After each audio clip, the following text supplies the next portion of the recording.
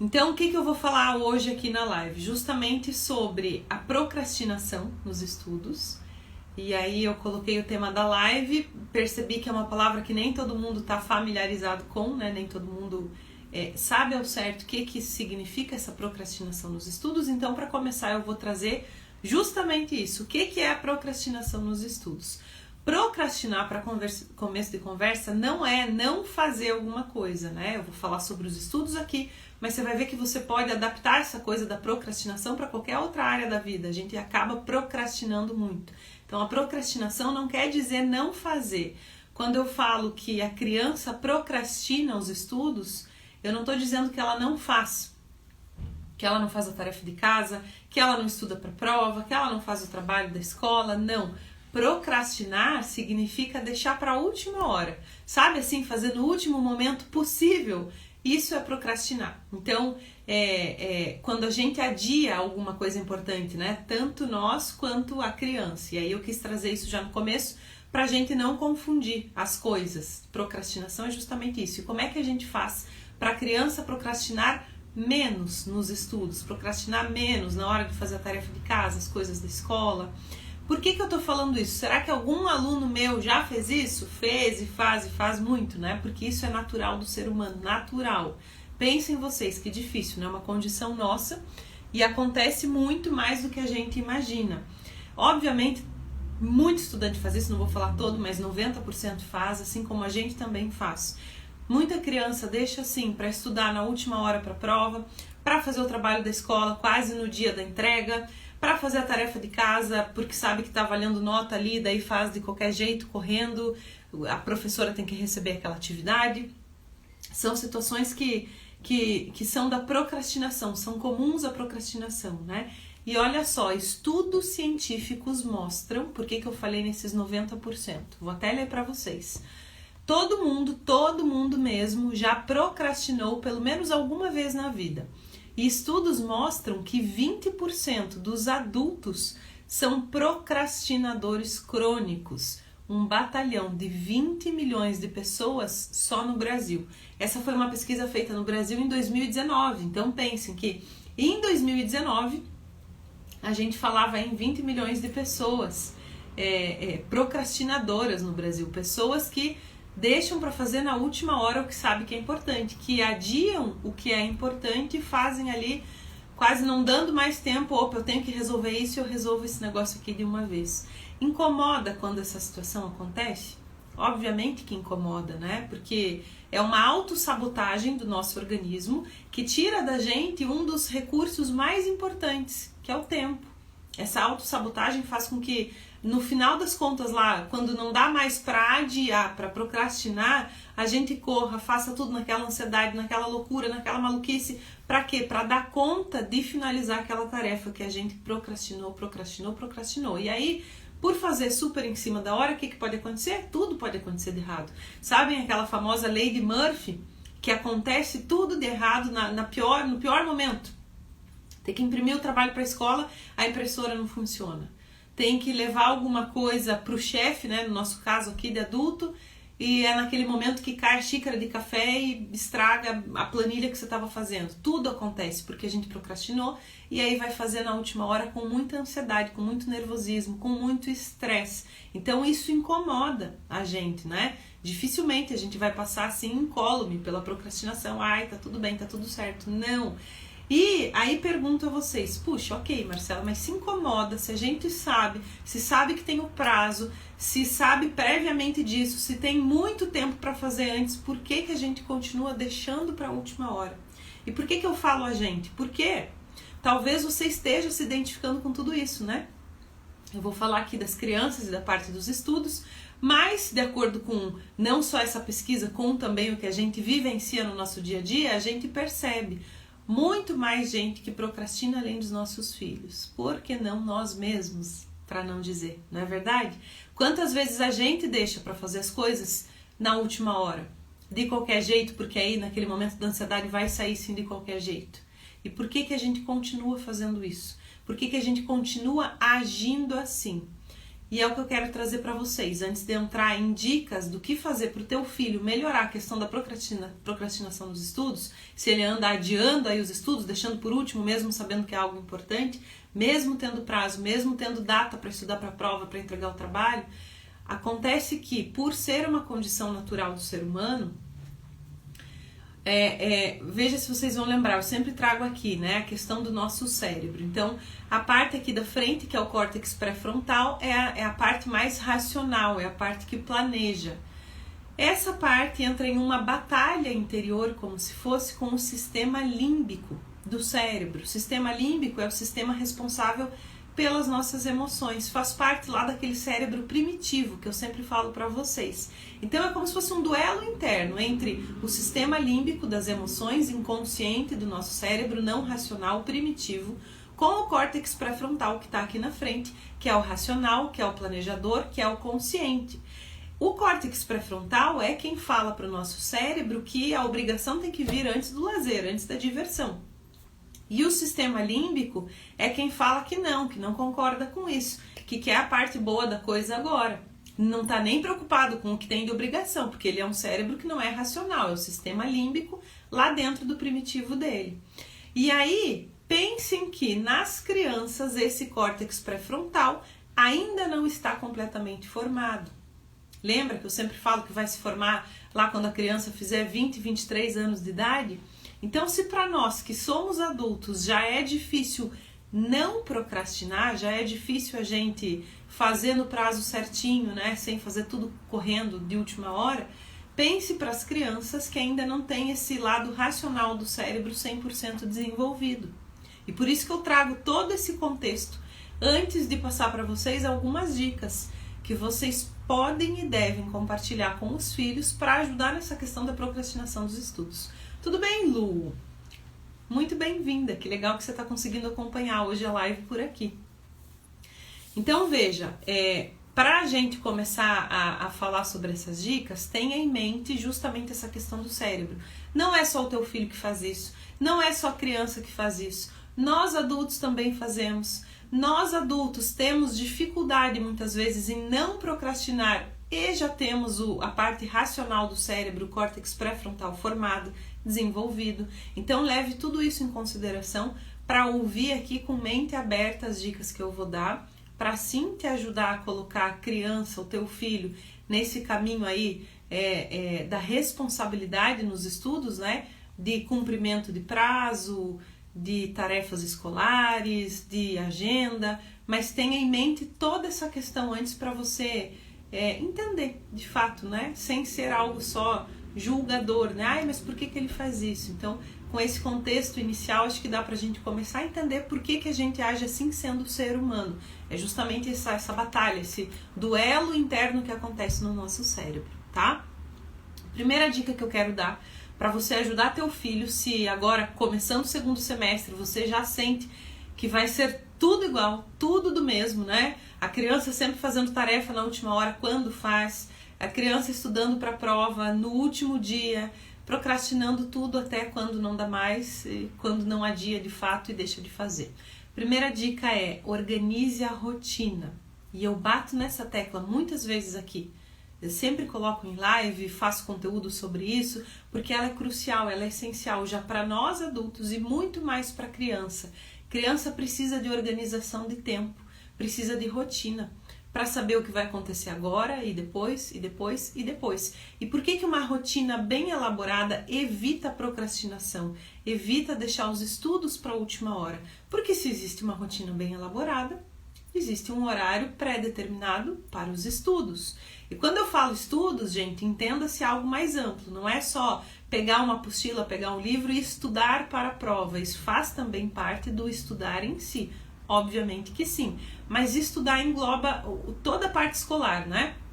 Fazer a tarefa de casa é estudar, fazer o trabalho da escola é estudar para a prova também é estudar. Então, ter uma rotina pré-estabelecida junto com a criança, junto com o teu filho, né? Vocês sentarem, vocês mapearem aí essa rotina, faz com que essa criança já tenha um horário pré-determinado para os estudos. Isso já evita, não quero dizer que vai apagar com a procrastinação, né? Vai derrubar ela, vai anular 100%, vai melhorar 100%, não. Mas vai sim amenizar e vai sim ajudar e vai sim evitar a procrastinação, porque já tem um espacinho definido para aquilo. Opa, naquele momento a criança sabe que ela precisa fazer a tarefa de casa, então ela acaba a aula dela, ou presencial ou online, aí ela almoça, aí depois do almoço ela tem um tempinho ali para brincadeira e depois ela começa a estudar tal horário e vai até tal horário, sempre pré-determinado. Isso vai ajudar. E lembrem que essa rotina precisa ser equilibrada. Não adianta a gente só colocar estudo, produtividade a qualquer custo ali e não ter espaço para o lazer. Essa criança não ter espaço para diversão, não ter espaço para ela ser criança e brincar livremente, né? Às vezes a gente cuida tanto aí da rotina em questão da gente fazer a agenda dos nossos filhos e matricular em atividade extracurricular, em aula de segundo idioma, em música, em tantas outras atividades que são sim super legais, essenciais para um desenvolvimento integral da criança, super legal tudo isso, mas a gente precisa cuidar para não deixar de lado o componente principal, que é o quê? Que é o ser humano que está ali. A gente não pode lotar a agenda dessa criança a ponto dela não ter tempo de ser ela mesma, ter tempo de brincar livremente, ter tempo dela estar tranquila, dela relaxar. Porque se a gente coloca uma rotina desgastante, a produtividade desse estudo vai cair por completo. E essa criança tende também a procrastinar, mesmo tendo uma rotina assim.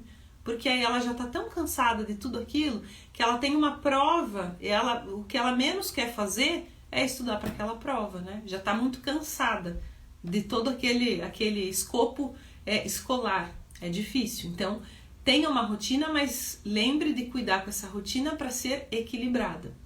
Segunda dica que eu trago para vocês. Normalmente, criança gosta ou não gosta de estudar? Estudar de novo, de ir para aula, de estudar para prova, de fazer tarefa de casa, da escola em si. Normalmente, criança gosta ou não gosta? Vou esperar vocês me responderem. Escrevam aqui para mim. Criança gosta de estudar ou não gosta? Na maioria das vezes. Claro que sempre há exceções, mas na maioria.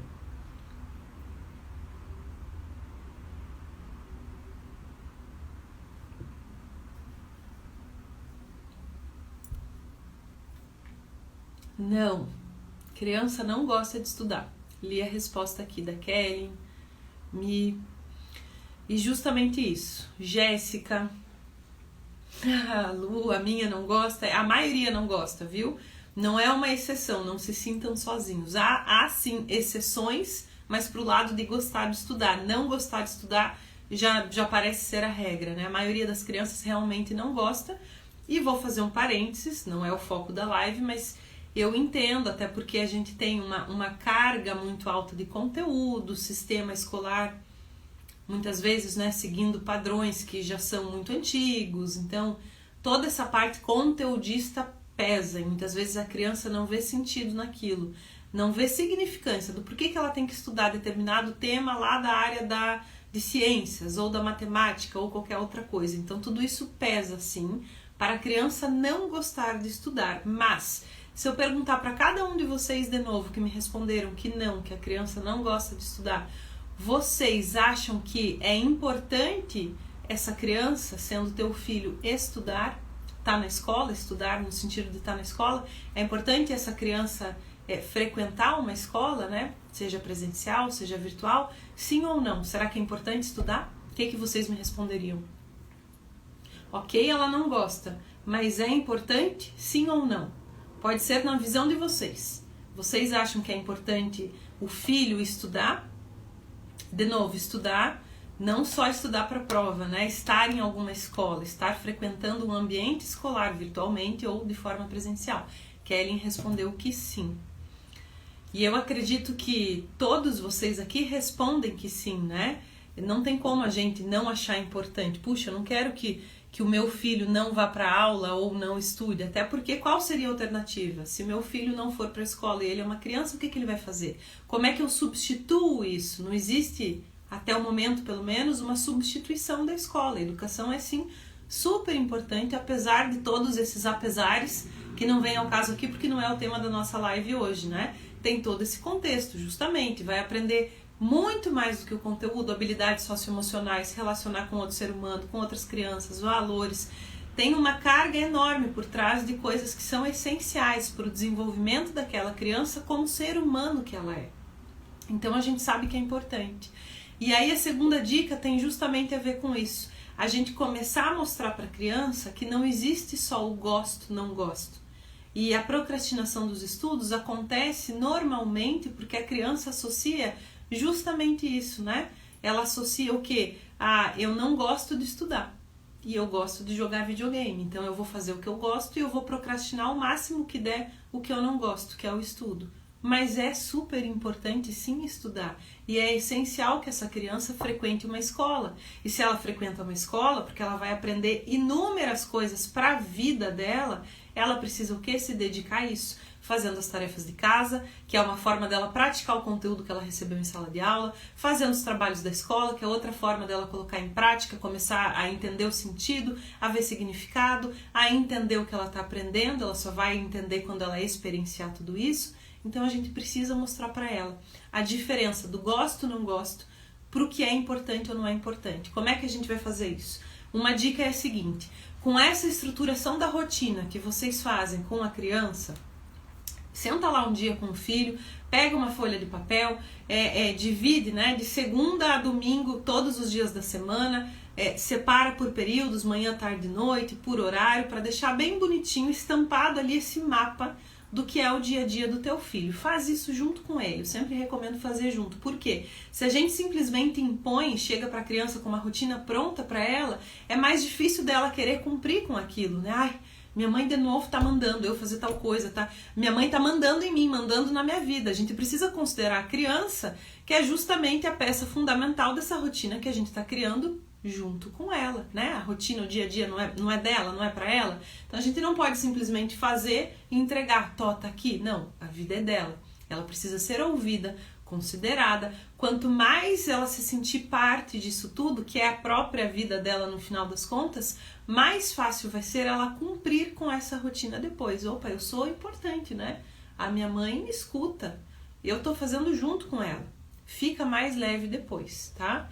E aí, tendo esse mapa aí do dia a dia na mão, que é esse quadro da rotina de vocês, vocês vão começar a colocar, e mostre para a criança entender, né, o que significa cada coisa. A letra P, pode ser a letra P, e a letra M. Do que? P de prazer e M de maestria. Se vocês quiserem, podem mudar as palavras, mas entendam o que significa esse contexto todo. Do lado de cada atividade que está nessa rotina, que vocês estão fazendo juntos, né, você e o filho, vocês vão começar a pensar, será que isso me dá prazer, né, me dá, eu sendo a criança, eu tenho prazer, eu gosto, né, de fazer isso, ou eu tenho uma sensação de maestria fazendo isso? O que é cada uma das coisas? Vou exemplificar para ficar mais claro. Quando eu assisto, eu Marcela, tá? Isso é muito pessoal de cada um. Quando eu assisto uma série do Netflix, por exemplo, eu sinto prazer, eu gosto de fazer aquilo. Então eu colocaria ali, né, eu tenho uma letra P do lado de assistir uma série do Netflix. É meu momento de lazer, vou relaxar, tô tranquila, P, me dá prazer. Eu vou dar agora um exemplo do que me dá uma sensação de maestria. Quando eu limpo a casa, apesar de eu não gostar de limpar a casa, eu sei que eu preciso limpar e que é importante limpar. Depois que eu faço isso, quando eu acabo de arrumar a casa, eu colocaria um Mzinho do lado dessa atividade na minha rotina. Por quê? Porque é uma sensação de maestria. O que é essa sensação de maestria, então? Sensação de missão cumprida, de dever cumprido, sabe? Ufa, arrumei a casa, ai que bom. Mas eu gosto? Não, eu não gosto. E pode ter muitos aqui que gostem, né? Tô usando eu de exemplo só para ficar claro o que é prazer e o que é maestria. Mas eu tenho essa sensação boa de missão cumprida depois. Então façam esse exercício, você junto com o filho, com a filha, vocês dois juntos. Para quê? Para começar a desmistificar essa coisa só do gosto, não gosto. A gente pode não gostar de alguma coisa e não sentir prazer com aquilo, mas ter uma sensação muito boa depois, que é essa sensação de missão cumprida, que é o que acontece nos estudos. Qual é a sensação que fica depois de conseguir resolver um problema de matemática? de maestria. Há crianças que vão sentir o P, né? Que vão gostar de fazer isso porque se identificam com a matéria, enfim.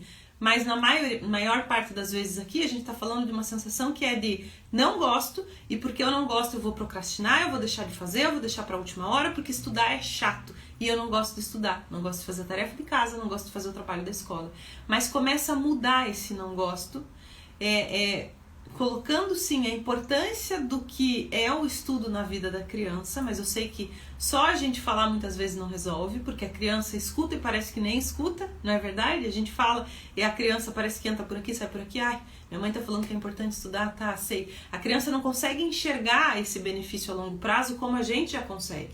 A gente já consegue ver além da curva, porque a gente já passou pela idade do nosso filho, não é verdade? A gente já tá mais adiantado, mas querer que uma criança que ainda nem chegou nessa curva enxergue além da curva, enxergue os benefícios que o estudo vai dar para ela ao longo da vida, isso é abstrato demais para ela.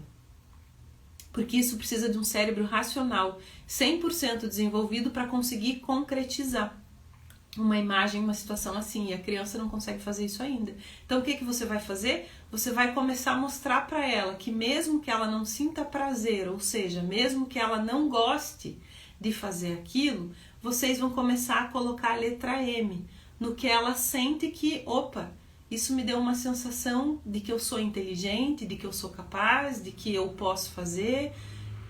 Eu me senti bem porque eu fui entregar lá o meu caderno para a prof no dia seguinte e ela corrigiu tudo e eu tinha feito tudo. Eu me sinto muito melhor quando eu entrego meu caderno com as lições feitas para a prof do que quando eu entrego com tudo vazio. Quando eu entrego com tudo em branco ali, não sei nem o que os amigos vão dizer, vão ver, vão achar, a prof vai falar qualquer coisa que eu não vou gostar. E aí essa sensação de maestria e de prazer vai ficando cada vez mais lá no pé, né? Então se a gente começa a pontuar isso junto com a criança, pode ser um começo bem legal desse entendimento, para ela ver o que a gente já enxerga e ela ainda não consegue enxergar, porque é natural e próprio da idade dela, ela realmente não vai conseguir enxergar esse além da curva, né? É o que eu falo, né? Quantas vezes a gente racionaliza para a criança? A gente fala, mas meu filho, você precisa estudar, se você quer ter um bom emprego, se você quer ser tal coisa na vida, se você isso, se você aquilo, veja teu pai, veja eu, o estudo é sim importante. Veja, eu não discordo disso, Marcela, não discordo, mas a gente precisa se lembrar de falar na linguagem da criança, de falar como ela vai entender. Então toda vez que você for falar com ela, lembre que ela não tem um cérebro 100% racional, que o cérebro dela é dominado pelo sistema límbico das emoções. Tem que fazer alguma analogia, tem que fazer sentido para ela começar a perceber nas pequenas coisinhas, né, que não demandem esse raciocínio tão abstrato, que começa a fazer sentido para ela. Como essa história de montar o quadro da rotina e ao lado de cada atividade que ela tem no dia, jogar videogame. Pode colocar G, gosto, né? Em vez de P de prazer, tanto faz, fica a critério de vocês. Jogar videogame, G, gosto. Fazer a lição de casa não é um G, mas não tem a opção de não gosto. Tem a opção do quê? Maestria. E a criança começa a se afastar um pouquinho dessa visão só de gosto, não gosto. E a gente vai falando na linguagem dela, tá? Terceira dica que eu dou pra vocês, ajudarem o filho, se ele anda assim procrastinando os estudos, e a gente começou o segundo semestre agora, que é por isso que eu quis trazer o tema para vocês. Bastante mãe tem me procurado. Vi aqui algumas que entraram, inclusive. E infelizmente eu tenho falado não, né, para muitas mães aqui de Curitiba que pedem que eu faça um acompanhamento escolar com o filho, com a filha. Falo infelizmente porque vocês sabem o quanto dói meu coração assim dizer não, né, que eu não consigo atender, mas porque realmente a minha agenda tá lotada. Então, cada vez mais eu quero trazer aqui na internet para vocês as dicas do que eu faço com os meus estudantes aqui no presencial em Curitiba. Eu ensino para vocês justamente o que eu faço com eles, né? Que é essa coisa da gente entender a criança, falar a linguagem dela. Próxima dica que eu vou dar também é o que eu faço. E aí, por aqui, eu sei que eu consigo chegar até vocês, mesmo que eu não esteja atendendo individualmente essa criança, esse aluno. Você, sendo mãe, tá aqui junto comigo, você tá aprendendo, né? E até é muito mais fácil você fazer isso com teu filho em casa porque corta caminho. Não depende de um profissional de fora estando lá para fazer o que você pode fazer. No fundo é você ser uma guia desse teu filho, dessa filha, né? quem vai trilhar esse caminho sempre vai ser a criança. Então, não é você que vai fazer a tarefa de casa por ele, não é você que vai fazer as coisas dele, você precisa sim fazer com que ele tenha responsabilidade, autonomia, e eu sempre dou dicas nesse sentido, mas você sim é essa guia, né? Antes de ter autonomia, a criança precisa de você, ela depende de você para aprender. Quantas vezes a gente fala, né? Mas esse menino não faz o que precisa ser feito. Te pergunto antes, esse menino sabe o que precisa ser feito? E não tô desdenhando, viu? A gente fala tão automaticamente, assim, sendo adulto, racionalizando tudo, que a gente não se dá conta de que coisas que são simples para nós, para a criança ainda pode ser uma coisa abstrata. Arrumar a cama pode ser um desses exemplos, né? Não arruma a cama.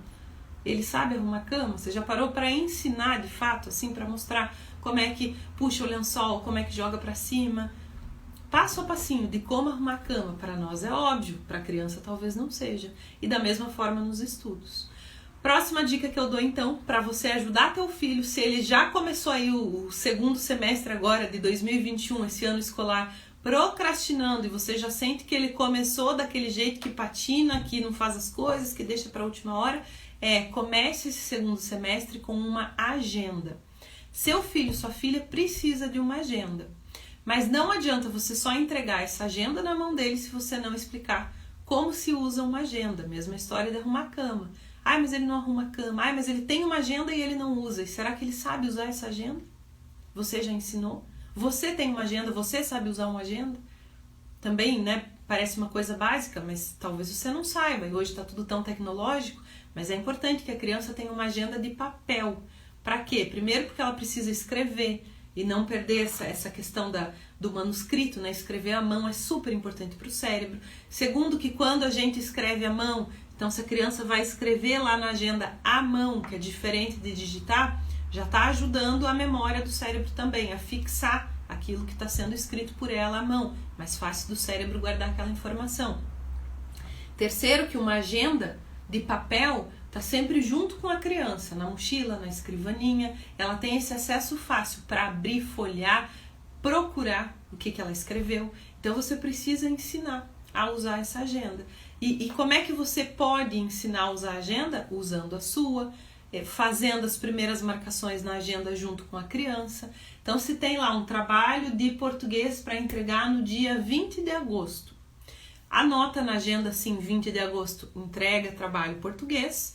Mas antes do dia 20, vocês precisam anotar na agenda os prazos. Isso ajuda a criança a não procrastinar, a não deixar o trabalho de português para ser feito só no dia 19, que sai dia 20, né? Que seria a procrastinação da questão do estudo. Então você já anota, ela recebeu esse trabalho hoje e hoje é dia 5, né?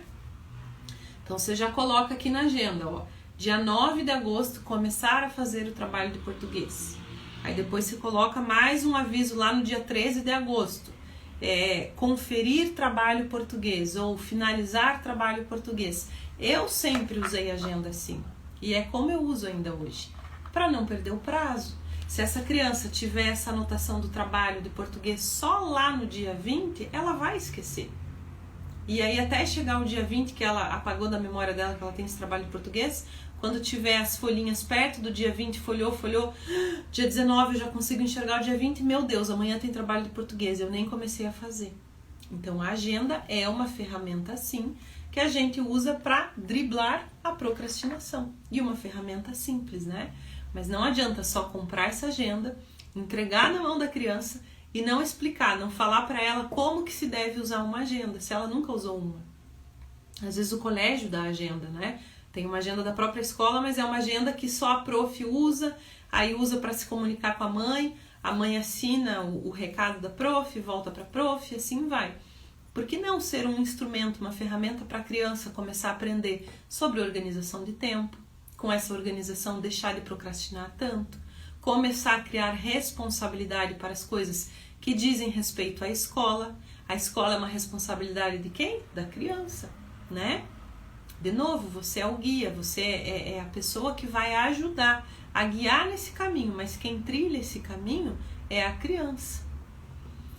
Em seu colégio usa desta maneira, até eu tenho acesso, viu só que bom, Lu? Que bom. E é maravilhosa essa comunicação entre o colégio e a família. É uma ponte essencial, né? Que se faz através da agenda, sim. E se está chegando até você e você está voltando para o colégio, a agenda está sim servindo para o fim dela. Que é o quê? Que é estreitar esse vínculo.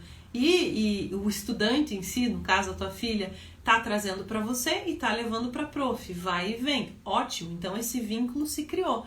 Além disso, além dessa questão da gente ter acesso ao que está acontecendo, conferir se tudo está sendo feito, ter ideia de quando vão acontecer as provas, trabalho, quanto vale de nota, como é que o filho ou a filha foi no colégio, a criança começa a saber usar e ter responsabilidade. Então, faça as marcações, assim, a minha dica é essa, eu faço isso na minha, né? Parece metódico demais, mas não é. Lembra lá, de novo, criança não pensa com o nosso cérebro já é de adulto, já é racional. O da criança não é racional. Eu falo criança, mas entenda-se adolescentes aqui também, viu? Porque essa parte racional do cérebro vai se formar no final da adolescência, 23, 24 anos de idade. Antes disso não está 100% formada ainda. Aliás, tem um ganho muito grande essa parte aqui do córtex pré-frontal, justamente no início da adolescência, que é quando a gente fala, né, que tem as crises, que o adolescente é revoltado, e aí a gente rotula muito isso assim pro lado negativo da coisa, mas tem um potencial tremendo no nosso cérebro no meio da adolescência, que é esse córtex dando esse salto. Então, se a gente trabalha bem na adolescência, tudo isso também, o potencial que a gente vê nas crianças, nos adolescentes, é maravilhoso. Mas normalmente a gente se fixa só no lado negativo da coisa, né? Então pensem que a infância acaba oficialmente nos 12 anos de idade e depois entra a adolescência. É nesse momento que esse córtex está tendo um ganho muito grande, até se formar 100% lá nos 20, 23, 24 anos de idade. Próxima dica que eu dou para ajudar a não procrastinar nos estudos, e veja, tudo isso que eu tô falando vale você copiar para a tua vida de adulto também, né? Não procrastinar coisas do trabalho, enfim. Ter pequenas recompensas. Então, de novo, como a criança não pensa de forma tão racional quanto a gente pensa, ofereça pequenas recompensas. Eu, por exemplo, não me agrada deixar a criança estudando mais de 1 hora direto, sem pausa, sem parar. E não é uma coisa pessoal minha, né? Nossa, mas por quê? É pelo funcionamento do nosso cérebro. Então, se a gente entende o que a neuroeducação traz para nós, e hoje a gente tem estudos já assim que comprovam, né, qual é a melhor forma do cérebro aprender, da criança entender, da gente armazenar alguma informação, com um cérebro que não está desgastado. E se a gente faz mais de 1 hora direta de estudo, ficar 2, 3 horas sem pausa, sem pequenos intervalos, a gente está só desgastando o cérebro, além de deixar tudo isso mais chato para a criança também, né? O negócio não acaba mais. Então, quanto mais chato ela achar, mais vai querer procrastinar depois. Então, pequenos intervalos. Fez 1 hora de estudo, para lá 5 minutinhos para comer um doce na cozinha. Fez mais 1 hora de estudos, para 10 minutinhos para conversar com alguém. Conversar com a mãe, conversar com o pai, conversar com algum amigo rapidinho. Se tem essa rotina bem estruturada e se segue essa rotina, o cérebro se acostuma com isso também. Se acostuma a entrar nos eixos aí de ter essa questão do horário de estudo, pequena pausa, estuda, pequena pausa e pequena recompensa. Tudo isso ajuda muito. Viu que bom, Lu? Você já está seguindo as dicas, né? Gosto bastante quando você consegue participar por aqui. Luciana querida, minha cunhada, lá da Bolívia. Viu só como é que eu tô chique? Tô com uma pessoa me assistindo lá da Bolívia. Ai, que demais isso. Beijo pra você e pras meninas. Próxima dica que eu dou tem a ver com essa questão de recompensa também. Mas em vez de ser pequenas recompensas, aí uma grande, entre aspas, recompensa. Perto dessas pequenas recompensas, ela vai parecer grande. Que é o quê?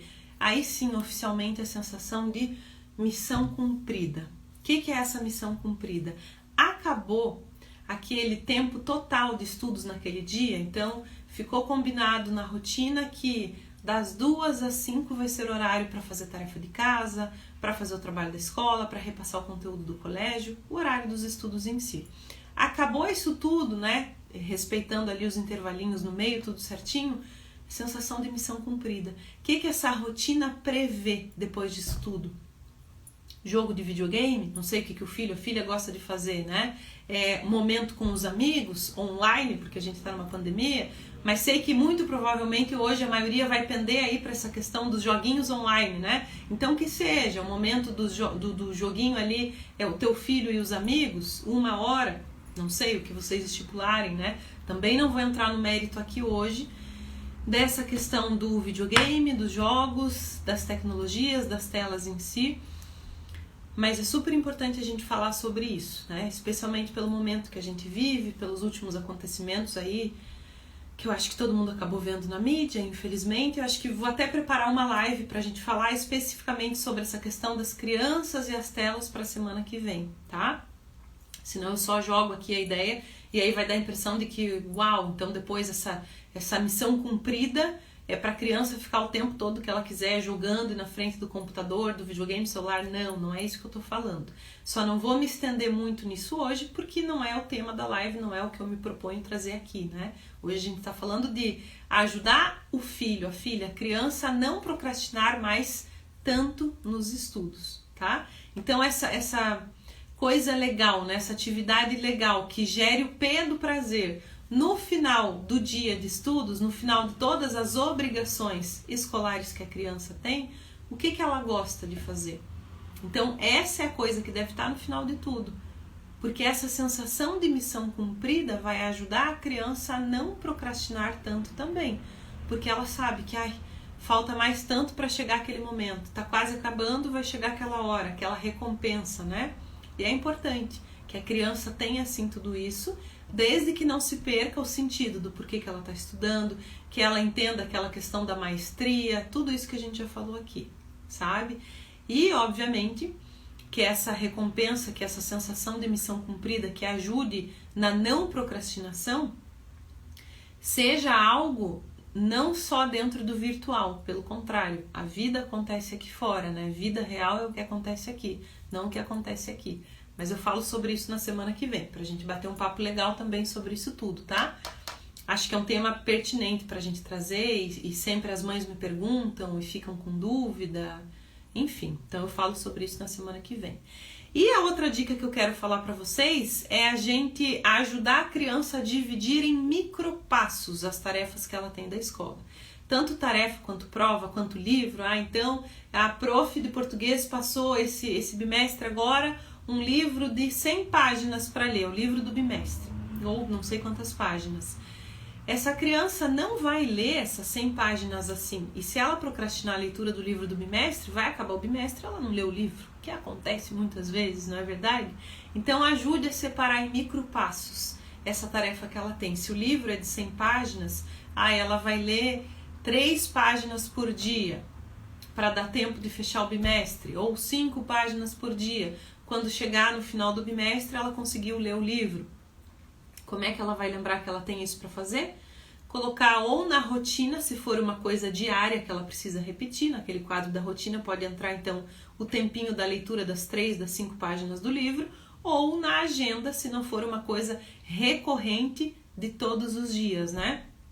E ela vai ler 3 páginas na segunda, 3 páginas na quarta, 3 páginas na sexta, porque são os espacinhos que tem para encaixar hoje na agenda da criança, na rotina que ela vive. Beleza, tanto faz o caminho que for, coloque ou no quadro da rotina ou na agenda, mas não simplesmente coloque impondo para a criança, conversa com ela. A gente sempre precisa ser esse guia, explica, livro do bimestre que a prof passou. Vocês acham, gente, que quando a professora passa lá o livro do bimestre, ela não dá conta de ficar monitorando, né, acompanhando cada estudante, cada aluno para saber se ele começou a ler, se ele não começou a ler? Essa professora vai conseguir pedir a leitura do livro no final do bimestre, quando tiver a prova sobre o livro, o trabalho sobre o livro, a tarefa de casa sobre o livro. Aliás, tudo isso é para quê? Para a professora ver se a criança está aprendendo, se a estratégia de ensino está dando certo, senão ela precisa ajustar alguma coisa. Só que ela não vai monitorar se essa criança está lendo e lendo e lendo e lendo. Quem precisa ajudar e ser esse guia é você, como mãe, como pai. Então, proponha isso para a criança, converse com ela. Olha, se você deixar assim, vai parecer que o livro é enorme, vai chegar ao final do bimestre e você não começou nem a primeira página. Então, o que você acha da gente colocar 5 páginas por dia. Ai, não consigo, não gosto de ler. 3 páginas, então, opa, a criança fez parte desse acordo, desse combinado, vai ser mais fácil ela cumprir depois. Ela se sentiu ouvida, valorizada, importante. E os 2 principais objetivos emocionais da criança na vida, no fundo de qualquer ser humano, não só da criança, é se sentir aceita e importante, viu? Isso não sou eu falando, isso é fato psicológico. Quando a criança se sente aceita e se sente importante, as coisas tendem a fluir com mais facilidade. E às vezes a gente se esquece disso, impondo coisa para ela, achando que a gente controla o filho, achando que a gente simplesmente manda e ele tem que obedecer. Não, ele é um outro ser humano, ele pode e deve questionar, ele pode e deve ter voz ativa e vocês conversarem sobre, tá? Aqui a professora separa por capítulos e acompanha junto e depois cada aluno tem que expor o que entendeu. Fazem uma dinâmica entre os alunos. Super legal, Lu, super legal. Ó, maravilhoso, né? Tem alguns colégios aqui que também fazem justamente essa dinâmica, né? É que é justamente dividir em micropassos. Então, alguns professores, sim, conseguem ter essa dinâmica em sala de aula justamente para conseguir acompanhar, sabendo que aquele livro todo para criança vai ser muito, é grande demais, então eles já vão dividindo isso em micropassos, perfeito, e funciona bem legal, né? Então, assim, são pequenas dicas, mas eu falo para vocês, vai resolver 100%? Não. A criança vai falhar ainda? Vai.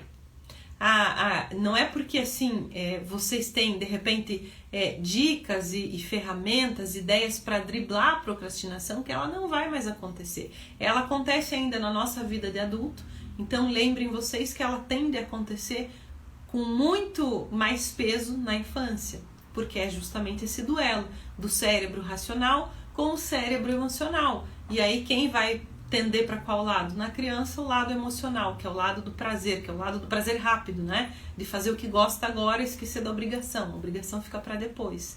Então é importante a gente saber que mesmo colocando tudo isso em prática e aplicando isso com a criança, junto com ela, não vai ser 100%, porque nunca é assim, né? A gente não pode querer esperar um salto quântico em se tratando de comportamento humano, nem para nós, nem para a criança. Mas pense vocês, usando aí a ideia do livro que a gente está falando, né? Que 1 página lida é melhor do que 0, 5 páginas lidas, isso é melhor do que 1 página lida, e assim por diante. Então, não chegou no 100% ainda, porque não é assim que funciona, mas micro passinhos até chegar lá. E são estratégias que driblam um pouquinho dessa procrastinação, tá bom? Oi Cláudia, oi Micaela, não vi vocês por aí, tô dando oizinho agora. Muito obrigada pela participação de vocês. Lu, adorei que você conseguiu estar por aqui também e colocando as tuas questões também, né? Sempre é legal a gente trocar figurinha e ouvir o que está funcionando para a gente aplicar por aqui também. E fico feliz quando a gente consegue interagir, justamente porque essa é a intenção de um ao vivo, né? Mantenho a live gravada depois, mas gosto muito quando vocês estão por aqui, para não ficar aquela coisa monótona, para a gente ficar trocando ideias mesmo.